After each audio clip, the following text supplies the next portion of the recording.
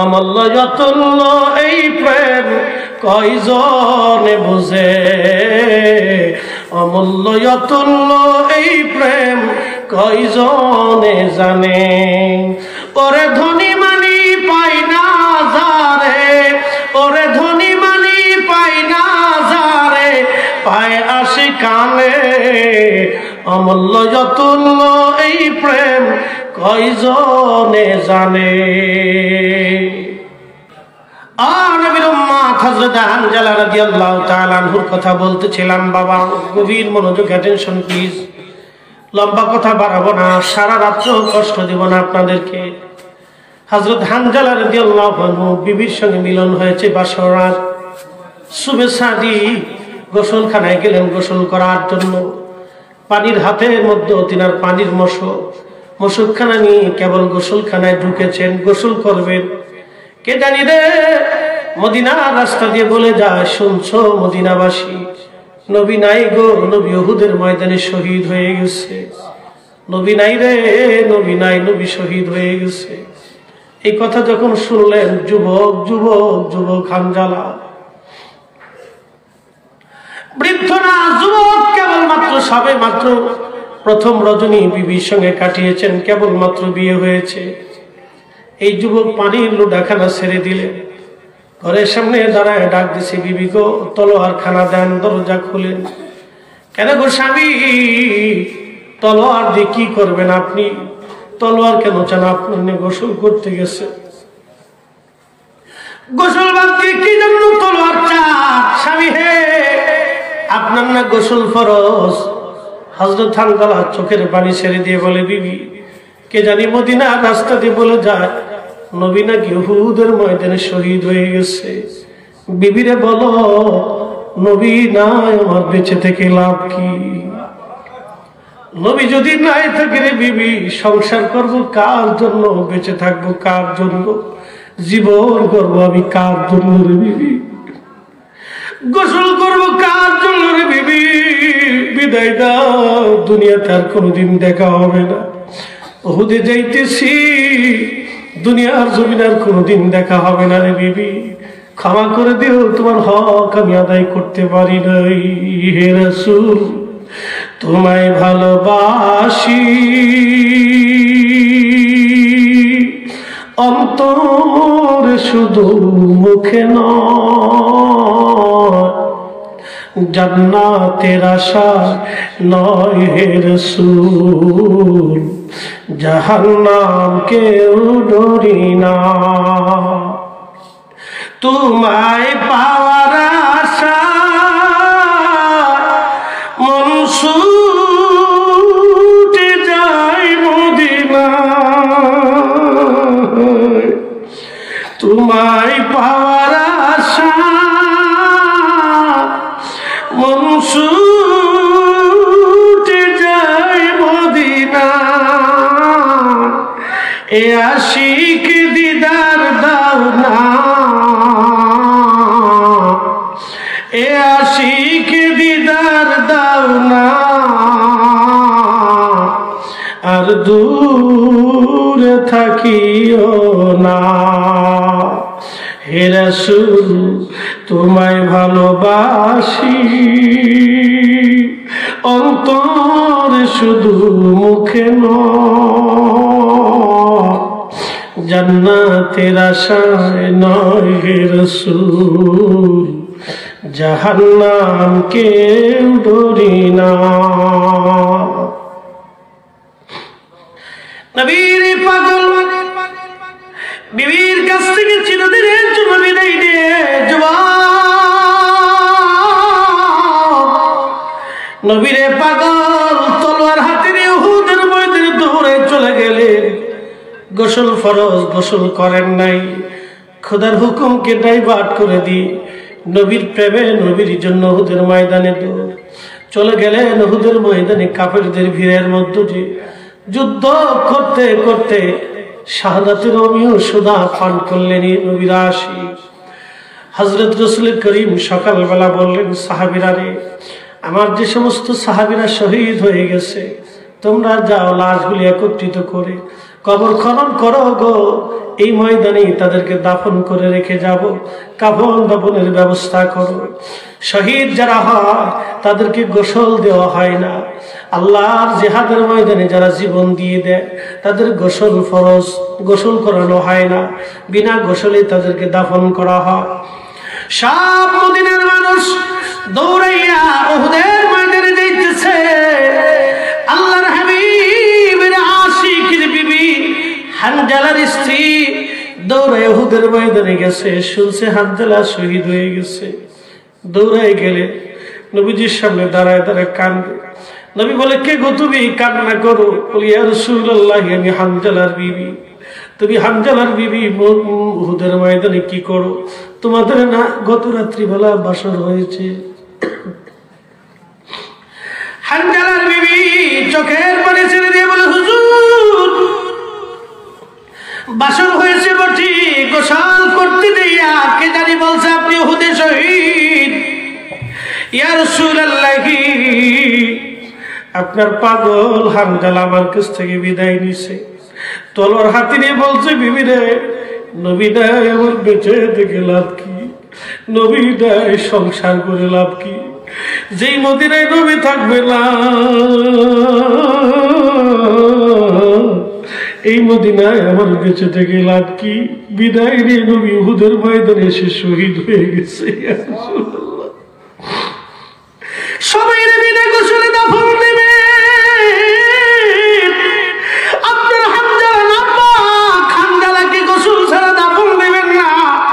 নবীজি হানজালা নাপাক, নাপাক। নবী আমার ডেকে বলে, সাহাবীরা রে, আমার হানজালার লাশ উহুদে খুঁজে দেখো কোন জায়গা। সারা ময়দান খুঁজে খুঁজে দেখা হয়, হানজালার লাশ খুঁজে পাওয়া যায় না। নবীজির কাছে সে বলার পর আল্লাহর নবী বললেন, সাহাবীরা রে, ও সাহাবীরা, হানজালার লাশ কি কোথাও নাই? বলে, হুজুর সারা দেখুন নতুন ঘুরে খুঁজেছি, আপনার হানজালার লাশ কোথাও খুঁজে পাওয়া যায় না। ইতিমধ্যে জিবরাইল আমিন এসে বলেন, হুজুর হানজালার লাশ নিয়ে চিন্তা করবেন না গো নবীজি, আপনার হানজালার লাশ ফেরেশতারা, রহমতের ফেরেশতারা আসমান জগতে নিয়া হাউজে কাউসারের পানি দিয়া গোসল দেওয়াইতেছে।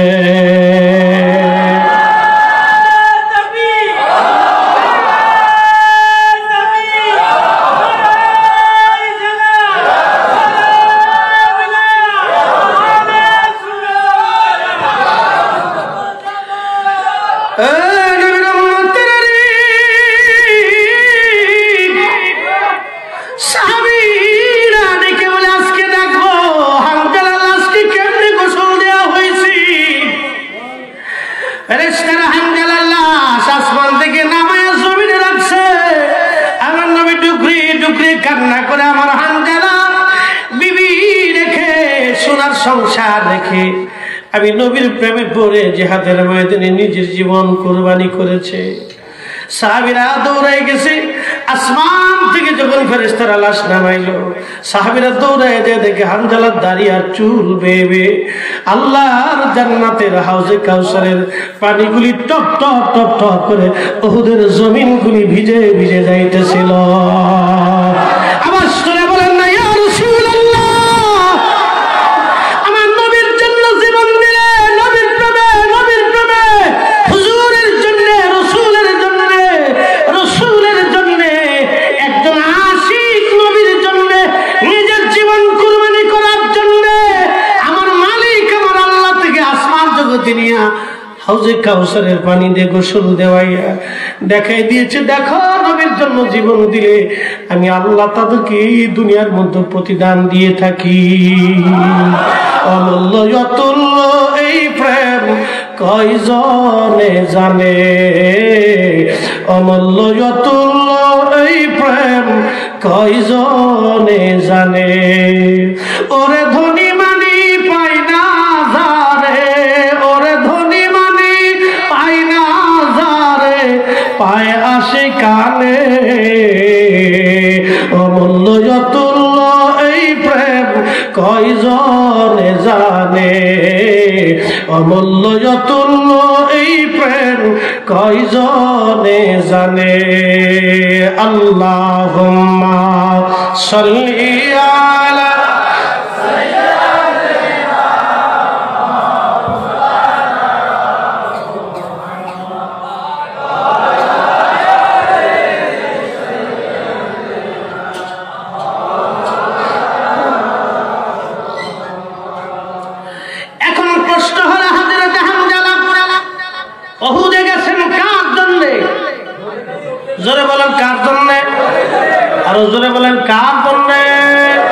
নবীর জন্য যাবার সময় খোদার হুকুম ডাইভার্ট করলেন।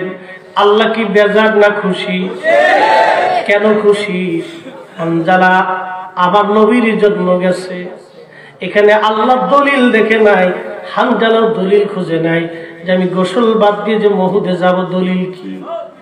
কোন সাহাবী তো দলিল খুঁজে নাই, আজ পর্যন্ত কেউ দলিল তালাশ করে নাই। নবীর জন্য গেছে, নবীর জন্য গেছে। আমরা সুন্নিরা আমরা ঈদে মিলাদুন নবী করি নবীর জন্য। আমরা যখন দাঁড়াই নবীর জন্য দাঁড়াই। কথা বলেন ঠিক না বেঠে? আমরা নবীর জন্য দাঁড়াই, নবীর জন্য দাঁড়াই, রাসূলের জন্য দাঁড়াই। যদিও কোনো সাহাবী কোনোদিন দাঁড়ান নাই, কিন্তু এটা আইব হবে না, দোষ হবে না, কারণ আমরা নবীর জন্য দাঁড়াইছি। একটু বুঝাই, আরো বুঝাই। বাবা ইমাম বুখারী শরীফের হাদিস লিখতেন। ওনার মসজিদ মসজিদে বুখারী, মদিনা শরীফের পূর্ব কোণা, আমাদের হিসাবের পূর্ব কোণায় বুখারী মসজিদ আছে এখনো। ইমাম বুখারী এই মসজিদে বসে গবেষণা করতেন। হযরত ইমাম বুখারী শরীফে ৭,০০০-এর উপরে হাদিস আছে। ৭,০০০ হাদিস লেখার আগে ইমাম বুখারী ৭,০০০ বার গোসল করছেন। ৭,০০০ বারে ১৪,০০০ নফল নামাজ, রাকাত নফল নামাজ পড়েছেন এবং ৭,০০০ বার আল্লাহর নবীর রওজা মুবারক জিয়ারত করছে। এখন প্রশ্ন করি, জবাব দিবেন, ইমাম বুখারী বড় না নবীর সাহাবী হযরত আবু হুরায়রা বড়? হ্যাঁ হ্যাঁ, আবু হুরায়রা বড়, কারণ আবু হুরায়রা নবীর সাহাবী। নবীর কি? আর ইমাম বুখারী ২০০ বছর পরে। আবু হুরায়রা মুহাদ্দিস সাহাবী। মসজিদে নববীতে আবু হুরায়রা মানুষকে হাদিস শিক্ষা দিতেন, কিন্তু হাদিস শিখানোর আগে আবু হুরায়রা কোনোদিন গোসল করেন নাই। আবু হুরায়রা কোনোদিন ২ রাকাত নফল নামাজ পড়েন নাই। আবু হুরায়রা কোনোদিন নবীজির রওজা মুবারক জিয়ারত করে হাদিস বর্ণনা করেন নাই। কিন্তু ইমাম বুখারী শরীফে হাদিস লেখার আগে গোসল করতেন, তিনি ২ রাকাত নফল নামাজ পড়তেন, নবীজির রওজা মুবারক জিয়ারত করলেন। তাহলে সাহাবীরা যে কাজ করে নাই সে কাজ ইমাম বুখারী করছে, তাহলে ইমাম বুখারী বেদাতি?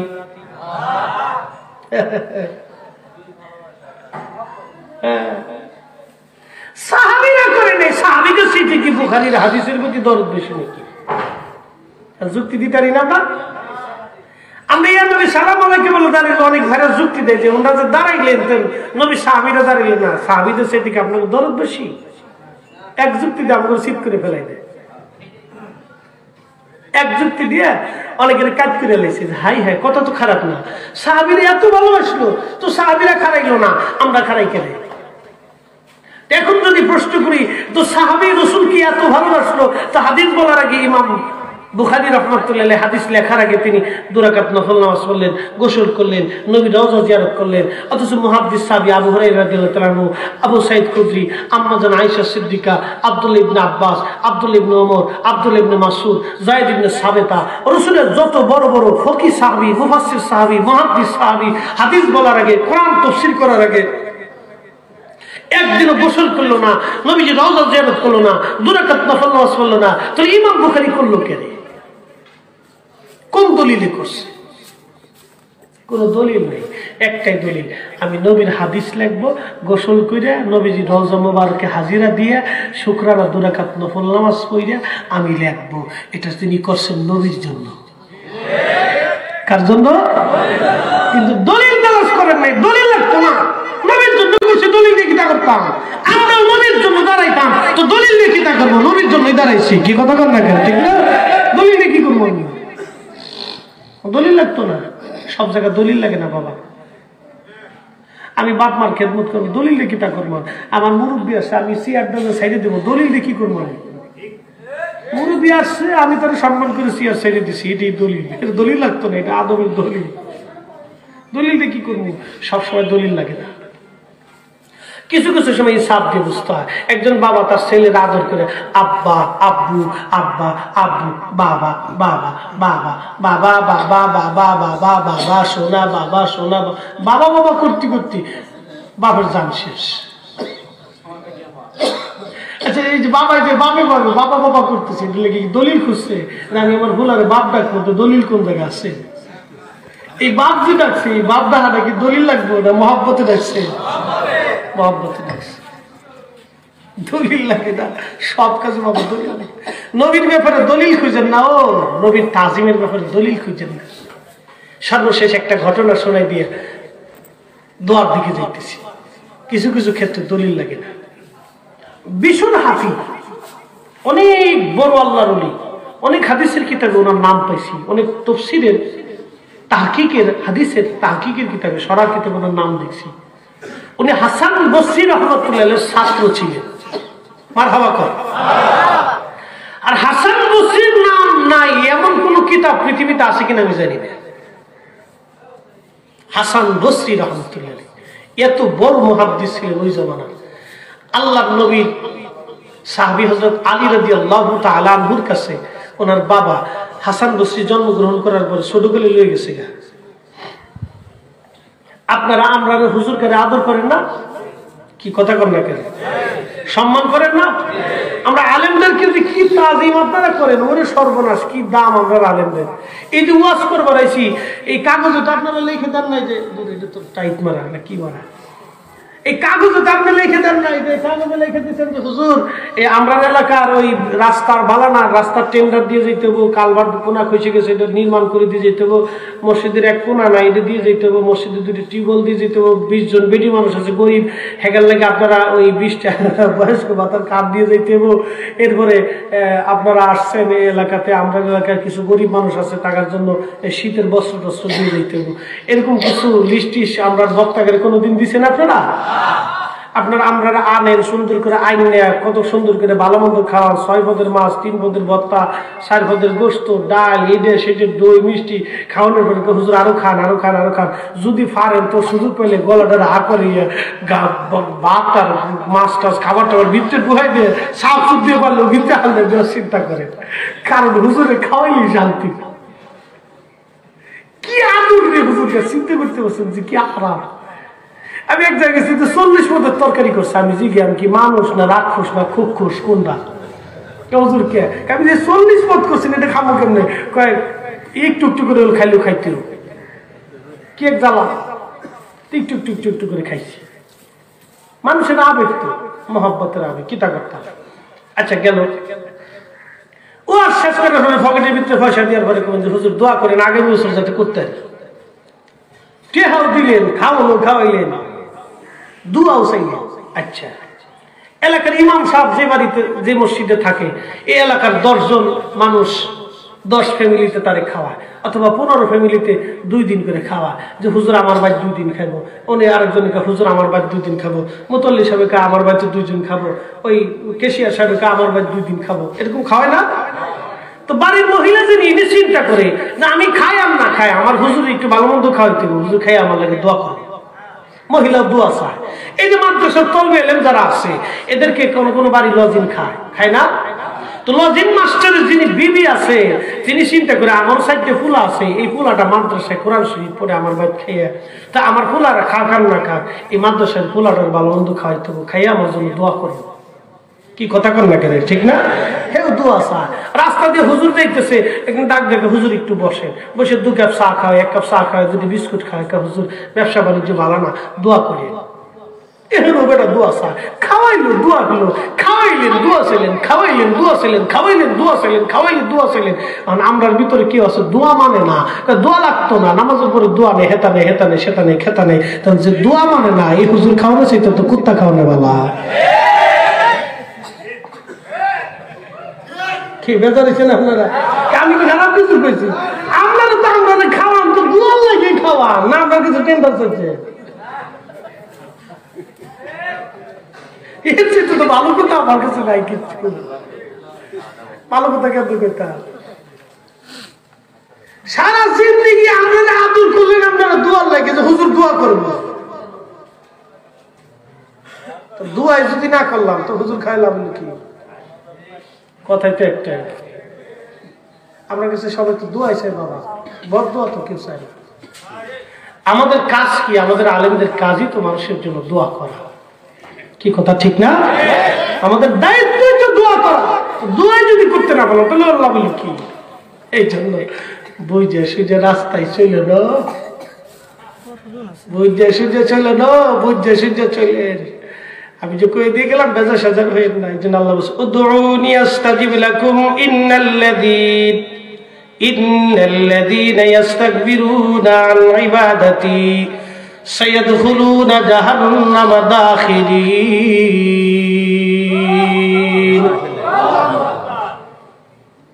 সূরা গাফিরের 60 নম্বর আয়াত এই আয়াতের তাফসীর আল্লাহ নবী নিজে করেছেন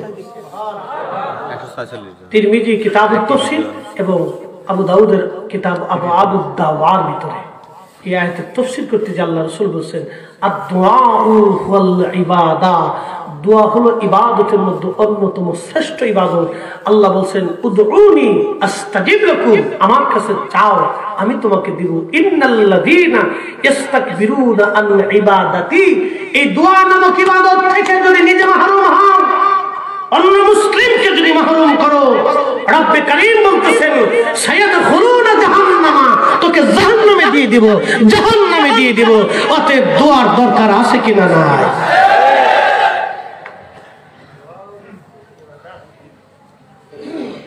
হাসান বসরি কোলে করে লয়ে গেছে গা হযরত আলী রাদিয়াল্লাহু তাআলা কষ্ট হইতেছে আপনাদের যাইবেন না কারা কারা যাবেন হাত উঁচা করেন তো যাইতেন না পিছনে একজন উঠেছে না অনেকেই তো মাহফিলে বলে তাবারক না থাকলে কয় না শুনি নাই তাবারক নাই যাই গিয়ে এটা বিরাট জ্বালা হয়েছিল তাবারক না থাকলে আপনার বক্তারা খুব দুশ্চিন্তে থেকে কেউ যায়নি চলে আবার জ্বালার কোনো শেষ নাই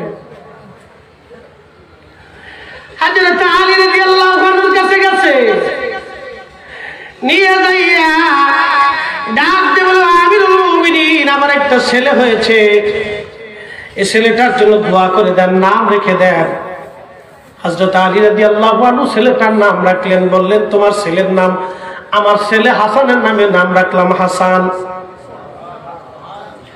হযরত আলী রাদিয়াল্লাহু তাআলা হাসান বসরির মুখটাকে ছোট্ট মুখ না ছোট্ট বাচ্চা মুখটাকে চাপ দিয়ে ধরলেন চাপ দিয়ে ধরে মুখের ভিতর থেকে এক খাবলা থুতু বের করে থু মারহাবা কর কি দিছে আমি যদি কারো মুখে কোনো বাচ্চার মুখের মধ্যে থুতু দেই তাহলে ডায়রিয়া ছাড়া কোনো রাস্তা আছে শাহজাদপুরের হসপিটালে খুলাইতো না মেডিকেলে ঢাকা মেডিকেলে দৌড়াইতো হযরত আলী রাদিয়াল্লাহু আনহু থুতু নিক্ষেপ করে দিয়ে বলেন যাও তোমার ছেলের জন্য দোয়া করে দিলাম আল্লাহ ওকে দুনিয়ার অন্যতম শ্রেষ্ঠ আলেমে দ্বীন বানিয়ে দিবে কিসের বরকত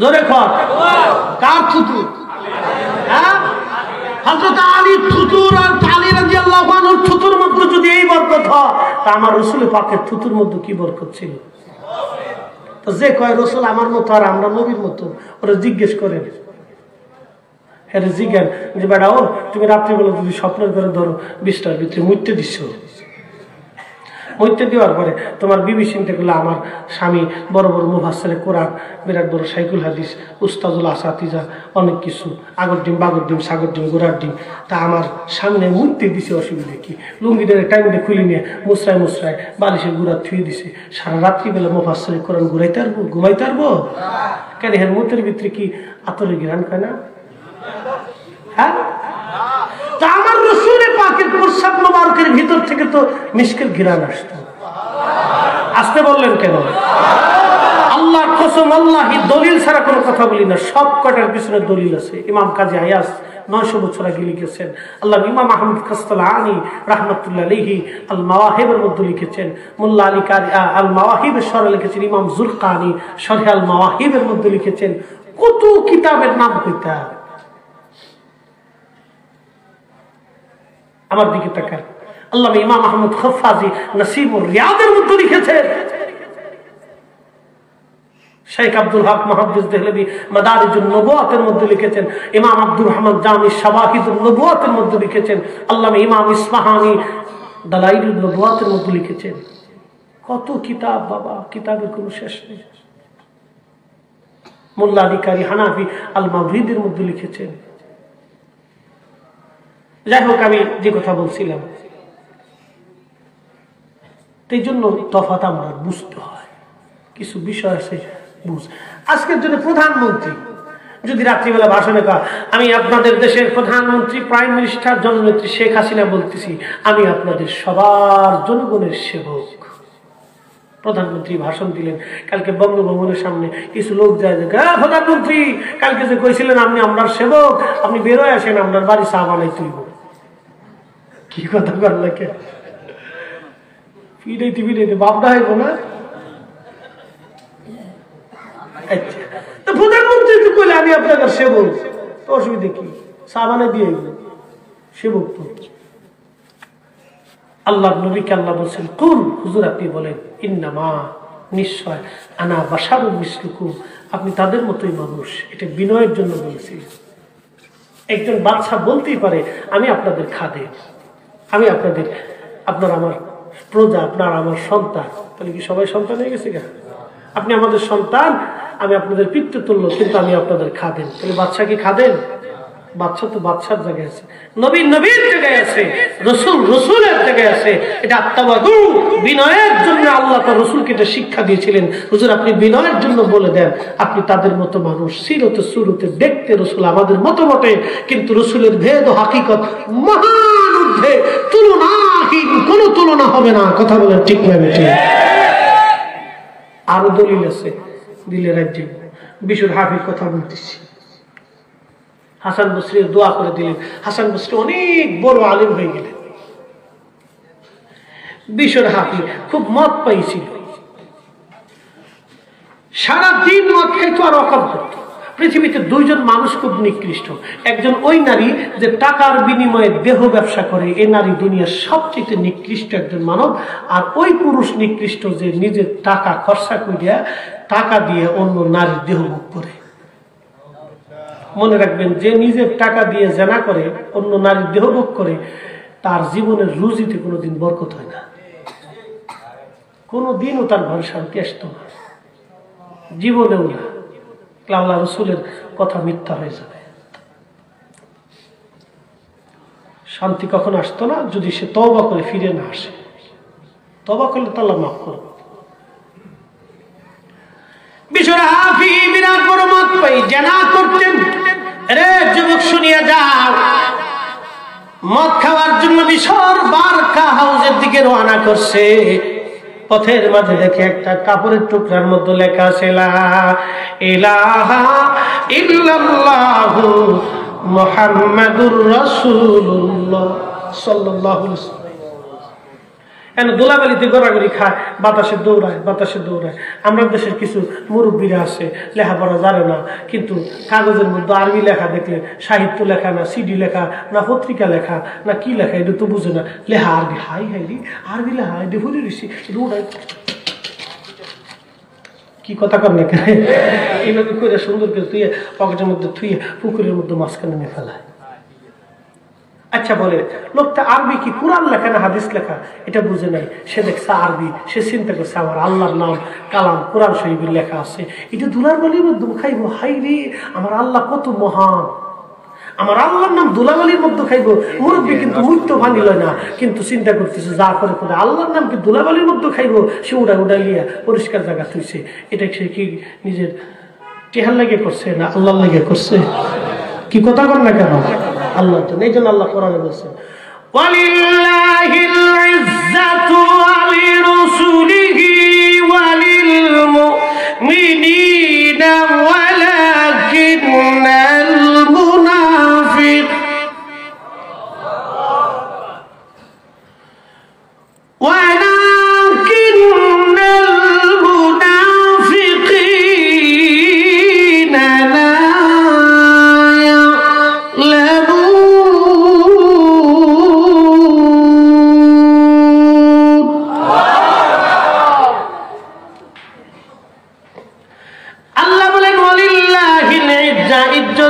আল্লাহর জন্যে। ইজ্জত কার জন্যে? আল্লাহর ইজ্জত কি ছোট না মহান? আল্লাহর কালামের ইজ্জত কি ছোট না মহান? এই জন্য এই কালাম আমরা মাথায় করে রাখি। কি কথা বলেন, ঠিক না বেঠে? এই কালামকে আমরা বুকের মধ্যে রাখি, এই কালামকে আমরা পরিষ্কার করি। আচ্ছা, এই কাবারের দাম কি? এই কাবারের কোন দাম আছে? এর ভিতরে তো কিছু লেখা নাই। দাম আছে? দাম নাই। এই কাগজের কোন দাম আছে? হ্যাঁ, এরকম কাগজ তো কতই যে হিন্দে ভুলে দিছে। এই যে কোরআনের সাথে আছে লিখে বাবারে, এটা কালাম লেখা আছে না, এই জন্য এটার দাম এত বেশি হয়েছে যে এটা প্রধানমন্ত্রী পর্যন্ত চুমা খায়। কি কথা বল না কেন? কোনো সেনা প্রধান পর্যন্ত মাথার উপরে লয় না, শপথ করে, কোরআন সে শপথ করে জীবন দিতাম, তো দেশের সার্বভৌমত্ব রক্ষার জন্য জীবন দিতাম, কিন্তু যুদ্ধের ময়দান থেকে বলাইতাম না। প্রত্যেক সেনাবাহিনীর সদস্যকে কোরআন শরীফ হাতে দিয়ে শপথ করানো হয়। কি কথা বলেন না কেন? এটা কার কালাম? যদিও কাগজের মধ্যে লেখা, কিন্তু কালাম তো আল্লাহ। ওয়ালিল্লাহিল ইজ্জা, আল্লাহকে ইজ্জত আমার জন্য। ওয়ালিরসুলিহি, হাবিব আপনি রাসূলের জন্য। ওয়ালিল মুমিনিন, আমার ওলিদের জন্য। সুবহানাল্লাহ। ছোট করে দেখেন না গো, ছোট করে দেখেন না, বিপদ হচ্ছে। বিশর হাফি মদের দোকানে যাওয়ার সময় কাগজ পড়ে আছে, খোদার নাম পরিষ্কার করে কয়, হায় আল্লাহ, তোমার নাম জমিনের মধ্যে পড়ে রয়েছে, ধুলাবালি খা। না না না, আমি বিশর মত পাই হতে পারি, জেনাকুর হতে পারি, কিন্তু রবের নাম জমিনের মধ্যে ধুলাবালিতে ঘোরাঘুরি করবে, এটা হতে পারে না। উঠে পরিষ্কার করলেন, চুমা লাগাইলেন, সোমা চোখের মধ্যে লাগাইয়া, সোমা টুমা লাগাইয়া দৌড়ে আসছে বাড়ি। আমা গো, দরজা খোলো। কিরে বিশর, কি ব্যাপার? আমার রবের নাম ধুলাবালির মধ্যে ঘোরাঘুরি খায়, আমার আল্লাহর নাম লেখা আছে গো মা, বলো কোন জায়গা রাখলে আল্লাহর নামের ইজ্জত করা হয় গো মা, বলো। তখন মা চোখের পানি ছেড়ে দেখাদের বলে, বুঝছি, আমার বিশরের নাকে বুঝি হেদায়েতের ঘিরাল লাগছে। বিশরে বিশর, যাও কোরআন শরীফ যে তাকের মধ্যে রাখা আছে ওইখানে রাখো, খোদার নামের ইজ্জত করা হবে। ওইখানে রেখে বিশর হাফি মদের দোকানে চলে গেছে। মদের দোকানে যখন চলে গেছি, বিশর মদের দোকান থেকে চলে যাওয়ার পরে হাসান বসরি রহমাতুল্লাহ আলাইহি তখন মুরাকাবা করতেছিলেন। আমার রব ইলহামের মাধ্যমে ডাক দেখা, হাসান, আমার বিশরকে মদের দোকান থেকে এনে গোসল করে তওবা করাও, আমি রব্বে কারীম আমার বিশরের জীবনের গুনাহ মাফ করে দিছি।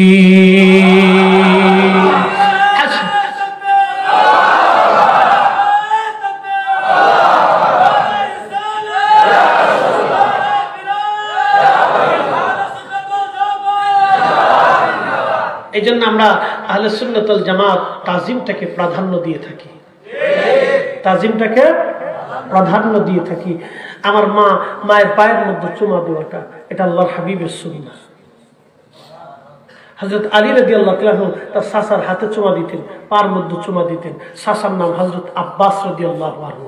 অথচ আলী রাদিয়াল্লাহু তাআলার দাম কত দেখছেন? তিনি আশারে মুবাশশারা সাহাবী, তিনার বিবি খাতুনে জান্নাত, জান্নাতের নারীদের সর্দার উনি, তার দুইটা ছেলে জান্নাতের যুবকদের সর্দার, সেও জান্নাতের সুসংবাদপ্রাপ্ত সাহাবী, প্রথম যুবক বয়সের ইসলাম কবুলকারী।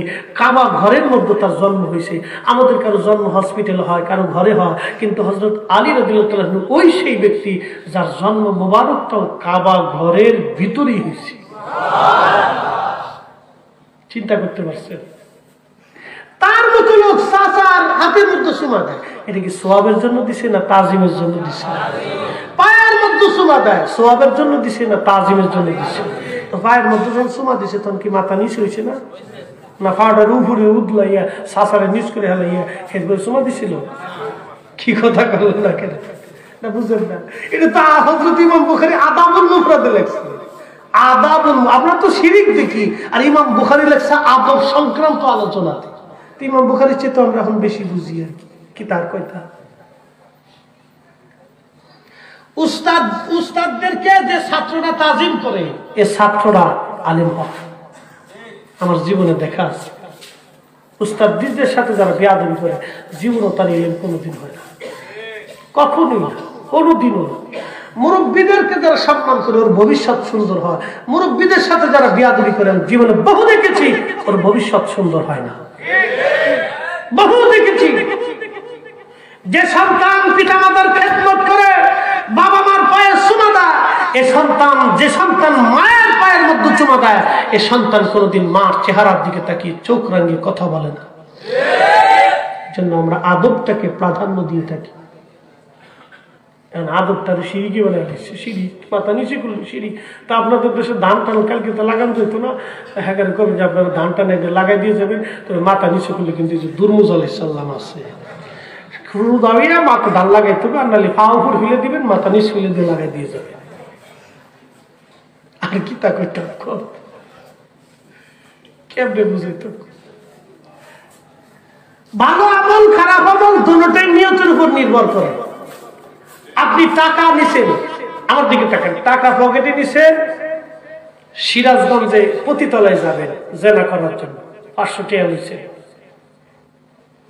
মাফ করবে বোঝানোর জন্য বলতেছি, টাকা পকেটে লইছেন, সিরাজগঞ্জে গেছেন, পতিতলের সামনে গেছেন, পতিতলের বেডির সামনে রুমের সামনে গেছেন, অকাম করবেন, টাকা এখনো দেন নাই, কন্ট্যাক্ট করবেন, তখনই অন্তরে ধাক্কা মারছে, না এ খারাপ কাজ আমি করতাম না, আল্লাহ মাফ করে যাই গিয়ে চলে আসছেন। আপনার আমল নামাতে একটা গুনাহ হবে না, বরং নেকি হয়ে যাবে। এটা কিসের কারণে হয়েছে? নিয়তের জন্য। যেন বলেন কিসের জন্য? নিয়তের জন্য। আপনি কাজ কখনো হাসিল করছেন না, গেছেন পতিতলের সামনে, অনগুণ হয়েছে না। তো বান্দা খালি উপরে পড়লেই সেজদা হয় না, সেজদার জন্য প্রথম শর্ত হলো নিয়ত। একজন যদি পশ্চিমের দিকে কাবার দিকে সারা জীবনও সেজদায় পড়ে থাকে, যদি আল্লাহকে সেজদার নিয়ত না থাকে তাহলে তার সেজদা আদায় হবে না। এক কথায় শেষ। আমরা মায়ের পায়ের মধ্যে যখন চুমা দেই তখন এই চুমাটা বাবা মার দোয়ার জন্য হয়, সেজদার জন্য হয় না। কি কথা ঠিক না? উস্তাদের পায়ে হাত দিয়ে যখন সালাম আমরা দিই তখন এই সেজদার জন্য দিই না, আমরা উস্তাদকে তাজিমের জন্য, তার কাছ থেকে দোয়ার জন্য দিই। এটাই স্বাভাবিক। এটা আমরা শিরিক বানাই লাইছি। হ্যাঁ বুঝ হ্যাঁ কাছে, আমরা বুঝ আমরার কাছে। কি কথা কর ঠিক না? যার যার বুঝ তার কাছে। হাদিরতে বিশুর হাফিজ মদের দোকানে ঘুরে রয়েছে, আল্লাহ এলহাম করলেন হাসান তাড়াতাড়ি যাও। তা হাসান বসি মোরাকাবা সেরে দেখ, একটা মদ পাইলে গিয়ে আল্লাহ আমার এলহাম করলে, এটা কেমন কথা? আবার মোরাকাবা বসছে, আল্লাহ আবার ডাক দিছে, হাসান তাড়াতাড়ি যাও, আমার বিশ্বরকে মদের দোকান থেকে নিয়ে আসো। হাসান বসরি আবার মোরাকাবা ছেড়ে দিলেন, না না আমার জন্য একজন মদ পাইয়ের জন্য আল্লাহ এলহাম করলেন, এটা কেমন কথা? আবার মোরাকাবা বসলেন, আবার আল্লাহ ডাক দিছে, হাসান তাড়াতাড়ি যাও, আমার বিশ্বরকে মদের দোকান থেকে নিয়ে আসো। ওই অবস্থায় হাসান বসরি একটা দৌড় মারছেন, মদের দোকানের সামনে যে ডাক দিছে, রে বিশর, অন্যান্য মদ পাইরা বেরোয় রে, হাই হাই রে হাসান বসরি সর্বনাশ, হুজুরে আইছে মদের দোকানের সামনে, এটা কাজ হইছে।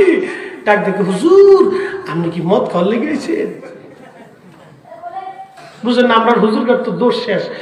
ইমাম সাহেব হুজুর যদি একবার দাঁড়ায় মতে, আর যদি একবার মুসল্লি একজন দেখে যে হুজুরে খাড়ায় মতছে, তাহলে একবারে গিরাম সাপ্লাই। এত হুজুরে মতলে হুজুরেতে গুড়গুড়িতে ব্যথা না, হুজুর বইতারে না, না হুজুরে কি প্রবলেম, এটা খোঁজার দরকার না, হুজুরে খাড়ায় মতলো কে? হুজুরে খাড়ায় মতছে কে? দোষ হইতে, কারণ সাদা কাপড় হুজুর তো। আল্লাহ, বিশাল হাফিজ মদের দোকানের সামনে হাসান ডাকতেছে, বিশালে বন্ধুরা বলে, হুজুর আপনার কি মদের নেশা ডাকছে গো? বলে, না না আমার বিশরকে তাড়াতাড়ি বের কর। বিশর তো মদ খায় উভূত হয়ে বলে রয়েছে, তাড়াতাড়ি বের কর রে, আমি আমার বিশরকে নেওয়ার জন্য আসছি। নিয়ে আসছে, হুশ আসছে, গোসল করাইয়া যায় নামাজে বসে হাসান বসরি ডাক ডাকে, বিশর আল্লাহ তোমার জীবনের গুনাহ মাফ করে দিছে। বিশর হাতে নাক দেখে, হুজুর রব্বে কারীম আমারে মাফ করবে, বিশ্বাস হয় না। কয় না রে বিশর, আল্লাহ মাফ করছে। এমন সময় আসমান জগৎ থেকে ইলহাম আসলো, ইয়া বিশর রাফাতা ইসমি ফারাফানা লাক।